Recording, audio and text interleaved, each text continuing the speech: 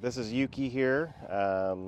She's just turned a year last month, and she's quite the rambunctious puppy. You know, people who have puppies know that they're just full of energy and just, you know, kind of hard to handle and manage sometimes. Puppies also explore the world by putting everything in their mouth. So we like to spend a lot of time hiking by one of the local lakes around here where there's a lot of trout fishing. I like to fish as well.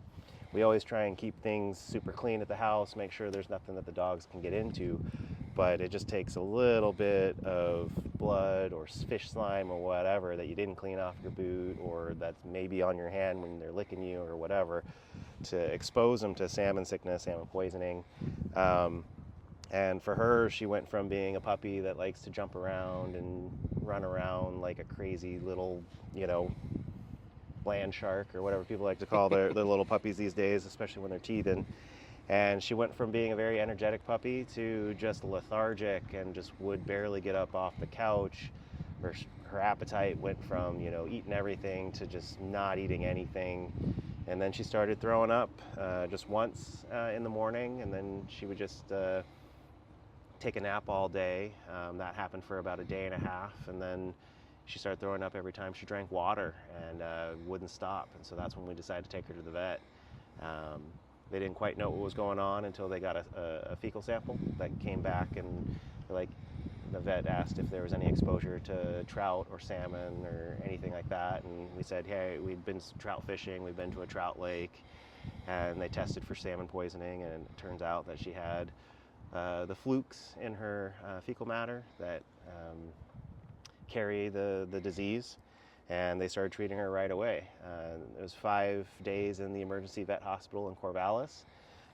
You can see she got most of her little fur shaved off here so she could get her fluids via IV and her medication via IV because she just couldn't keep anything down. So she was on 5 or 6 different medications just to treat nausea, upset stomachs, as well as antibiotics to treat the infection that she was fighting.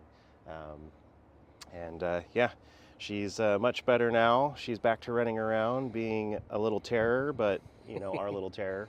Hi, I'm Julia Burko, wildlife veterinarian with Oregon Department of Fish and Wildlife.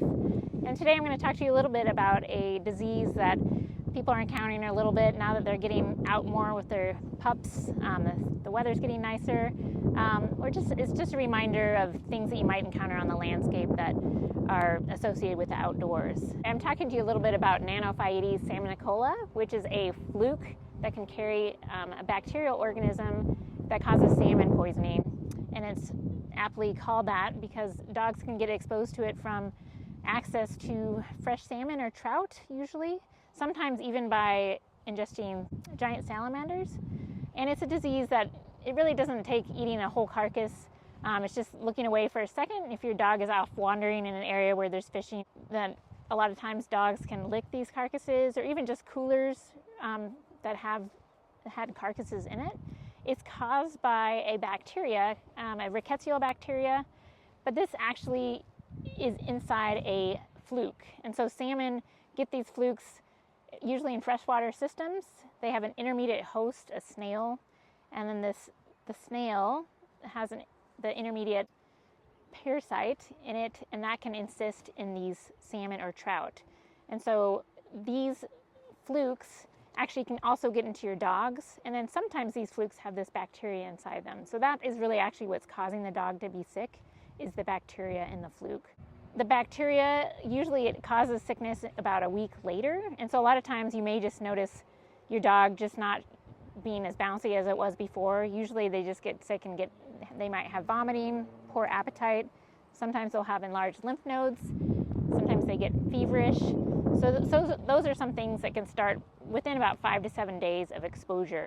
If you do see your dog that did lick or ingest uncooked salmon or trout, you can also consult your local veterinarian, and they may have suggestions on what to watch for or if you should do any diagnostics. Usually to diagnose this disease, you're going to be consulting your veterinarian. They often do a fecal float where they'll find the eggs of these flukes, and then they're going to be highly suspicious of this disease. And it can be treated with antibiotics. So if it caught early and you're really in tune with your dog, get them to the veterinarian. It certainly can be treated, but it can be fatal if it goes untreated, and they can get pretty sick from it. For prevention, having your dog on leash and having them in sight, and so they're not going to be wandering off and getting into some of these carcasses, that's ideal. The other thing is just not discarding entrails of fish parts on the landscape, so other dogs are going to get exposed. Make sure to bag up any garbage associated with cleaning fish. Make sure to clean out your coolers so your dog's not going to be the one to lick those out. Cleaning off boots and any other, equipment that you've had dealing with these fish. So those are all things that you can kind of do to help prevent your dog from getting sick from it.